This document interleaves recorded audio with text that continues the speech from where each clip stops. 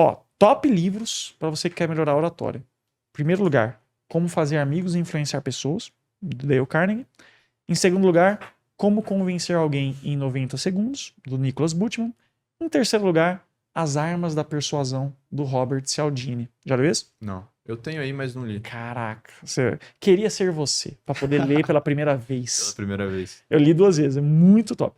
Inclusive, tem um podcast no PrimoCast lá só sobre esse livro. Depois você lê e assiste o lá, porque tem 4 horas de podcast, a gente fala muito. 4 horas, cara. Que Mas doideira. daí, resumindo, vamos lá. Então, dei esses 3. Depois que você lê esses 3, agora eu vou falar livros avançados para quem quer aprender mais sobre oratório. Gatilhos Mentais, do meu amigo Gustavo Ferreira. Cara, é foda, porque o cara brasileiro escreveu um livro que ensina mais de 30 gatilhos mentais de forma prática, fininho. Dessa finura aqui, muito bom. Então, Gatilhos Mentais. Direto ao ponto. Nossa, prático pra caraca. O próximo livro que você tem que ler é esse. Pronto. De todos, vale esse. Como Falar em Público e Influenciar Pessoas no Mundo dos Negócios. Também é do Dale Carnegie, só que em vez da capa azul, ele tem a capa amarela. Ele é muito bom de oratória mesmo. Em terceiro lugar, TED Talks, o guia oficial do TED para falar em público, do Chris Anderson, que é presidente do TED. O cara simplesmente pegou toda a inteligência do TED, discursos com milhões de views, e ele falou, cara, o que faz um bom TED? Qual que é a diferença de um bom analisou orador? Ali Analisou e colocou tudo. E traz exemplos. Inclusive esse da Amy Cuddy que você falou, que é um dos TEDs mais vistos da história, da Power Pose, ele analisa por que é tão legal. Ele vai fazendo essa análise. Então você vai ler esses 3. E depois de ler esses 3, agora eu vou passar os 3 livros Ultimate mais do que avançados para você virar o semideus do oratório. Então perceba que é um caminho, tá? Vamos lá.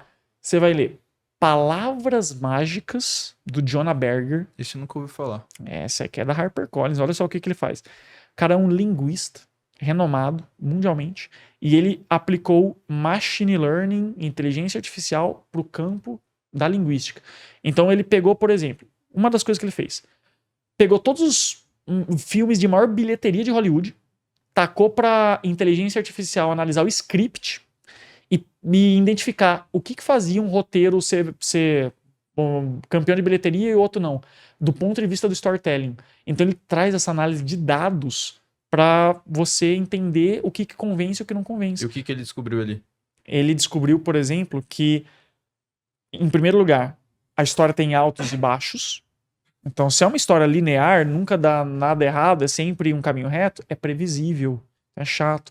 Um dos principais elementos do storytelling é a tensão, é o suspense. Será que o protagonista vai vencer o vilão ou vai morrer? Então, tem altos e baixos. Então, a jornada do herói lá, por exemplo, vamos pegar o Star Wars, que o George Lucas se inspirou na jornada do herói lá do Joseph Campbell. Então, ele vai lá. O protagonista, Luke Skywalker, tá vivendo a vida normal. Até que algo acontece, então chega uma mensagem de uma aventura, um chamado aventura, que veio lá no R2-D2. Ele foi lá mandar mensagem pro Obi-Wan Kenobi, que era o velhinho que vivia na montanha. E daí o Obi-Wan fala, cara, você tem que vir comigo, na verdade. Aí ele fala, não, quero não, cara, tô de boa aqui. Nega, né, a recusa do chamado, é um dos passos lá do herói. E aí ele volta e o Império matou os tios dele lá na fazenda. Então, cara, momento triste, momento chato. Daí, ó, ponto baixo emotivamente aqui no filme. Aí o Luke é colocado nessa jornada. Nessa jornada, ele ganha um objeto, sabre de luz. Ganha amigos e aliados, Chewbacca, Han Solo, Princesa Leia. Ganha um mentor, Obi-Wan. Aí ele sofre uma perda. Então, vamos lá, olha o baixo aqui. Ele tá lá pra resgatar a Princesa Leia. Que é o mestre dele, se fala.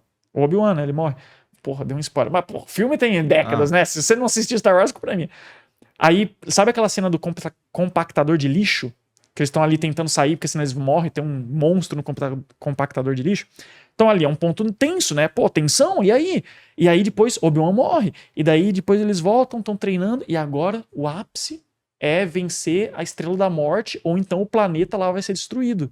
E aí, cara, é muito difícil destruir a Estrela da Morte. Será que vai dar certo ou não? Então tem altos e baixos. Aí, claro, né, destrói a Estrela da Morte, ponto alto e comemora. E daí uma coisa que ele percebeu também, não só tem altos e baixos, que são os pontos principais, mas é parecido com a Bolsa de Valores. Os altos e baixos têm altos e baixos. Então é assim, ó. Sempre subindo. Não, é subindo e descendo. Subindo e descendo. E subindo e descendo, entendeu? Então dentro dessas grandes subidas e descidas, é assim. Caramba, cara. Entendeu? Então, assim, Interessante. o Jonah Berger, ele trouxe muito insight. Eu falei de Hollywood, mas ele analisou com inteligência artificial, script de venda, telemarketing, e-mails, ele analisou de tudo. Daí ele vai falar, ó, se você trocar essa palavra por essa palavra, você vai converter mais. É muito legal. Então, você vai ler palavras mágicas, você vai ler a Arte e Ter Razão, vamos fazer ali um ode ao nosso amigo Schopenhauer, leia a Arte e Ter Razão, e um bom para você terminar, vamos ver, O Corpo Fala, né? Eu falei que isso aqui era avançado. Então vamos terminar com O Corpo Fala do Realmente você Pierre acha Weil. avançado, cara, esse livro? Cara, é avançado porque qualquer pessoa pode ler, mas pra você entender, tipo assim, você entender os significados ocultos que tem ali, precisa de um pouquinho mais de trabalho. Interessante. É um livro legal que ele é ilustrado, então tem imagenzinhas. E é um livro sobre linguagem, grifou bastante coisa. O Cauê aprendeu aqui, viu? E esse livro ele ensina sobre linguagem corporal. E uma das principais teses, a principal, né? Porque foi a tese de doutorado dele lá em Sorbonne. Daí ele transformou essa tese nesse livro. Que é pegando lá a pirâmide dos sumérios. Então ele pega essa analogia e ele fala que o ser humano é como se ele tivesse 3 animais governando ele. A águia, o intelecto, a mente. O leão, o eu, as emoções. E o boi, que é a parte instintiva de sobrevivência e coisas do corpo. E ele diz muita coisa, tipo assim, tem gente que é mais boi, tem gente que é mais águia, tem gente que é mais leão. E quando você começa a entender a inter-relação entre esses animais dentro da gente, fica um negócio legal. Por exemplo, muita gente pensa que quando a pessoa cruza o braço, ela não tá gostando da conversa. Isso é um mito. Hoje em dia sabe... O cara pode estar com frio, tem vários outros fatores, né? Se sabe que você não pode pegar um traço de alguém e tirar uma conclusão. É todo um contexto. E uma coisa que o Pierre Weil dá de exemplo. Ele fala assim, muitas vezes, quando você tá pensando que você faz assim, é porque você quer proteger o leão, que ele, de certa forma, seria mais suscetível emocionalmente, para libertar a águia. Então, ó, você tá protegendo o leão para poder pensar sobre aquilo mais criticamente. Assim, cara, ele tem muitos insights que valem a pena. Não diria que é o livro mais prático de todos. De todos os livros, O Corpo Fala, ele é bom, mas tem uns que são mais fáceis e mais práticos. Então, vamos lá. Ô, louco, ele é bem fácil, não é? Mas não é tão prático. Então, assim, não é aquele, cara, arroz com feijão que, ó, Não é que ele aplica que vai ter resultado. vai fazer XYZ. É literalmente a tese de doutorado do cara, entendeu? É meio viajadinho.